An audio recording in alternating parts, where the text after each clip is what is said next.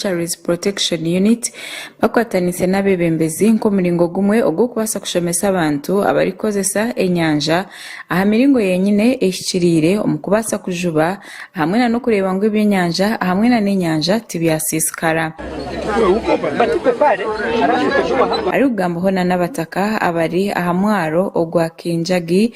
Major Frank Kanzira ori kurira aba FPU adizire ngo batandikire ehururu eyo kubasa kushomesa abantu okureba ngo abajubi babasaguma barikozesa emiringo mirungi ngo bitu batabakwatira omukwenda ebiragiro. Today we had a sensitization meeting with the local leaders and the fishermen from both districts of Chijanji, of Kagadi and Chukube.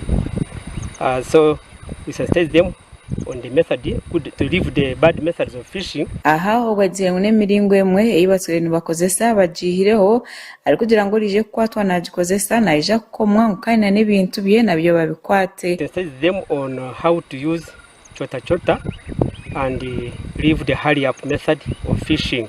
Major Kanzira agarukire yagira ngo emiringo yona itwire nekozesebwa ombehenda biragiro okumara emyaka ena eretire habaho okucendera kw'ebyenyanja omunyanja zitari zimwe na zimwe eki government etari kubasa kwikiriza ngo kigumizemo. The hurry up method, which is very dangerous because it catches the young juvenile Nile perch and even the eggs, because it goes down and it catches everything, even the eggs. John Chiborara ori kurira ebyo bujubi mu district ya Chikube agambira abantu abari kutura hina n'enyanja ahamwe n'abajubi okureba ngo babasa kureka ebyenyanja bibanze byakurira omizi ngo nabwanyuma babone kubishoha bikuzire. Just to the new methods which have been put in place, because the Mukene has not been banned completely. The fishing of Mukene has to continue. Ogu hagarukire yahiga abajubi okureba ngo bagendera aha miringo emisya eyibateriweho nko muringo gumwe ogwo kurinda enyanja. According to the documents and the directive from the ministry, they are advising us to ban the hurry up and use those alternative methods like the scoop net or what they are calling the chota method.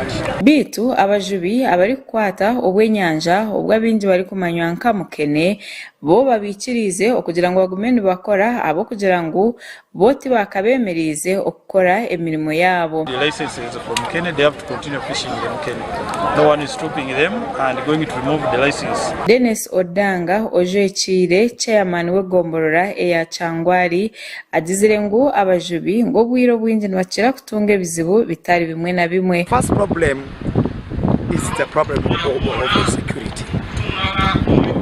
If we talk about security, it is actually the influence of Congolese.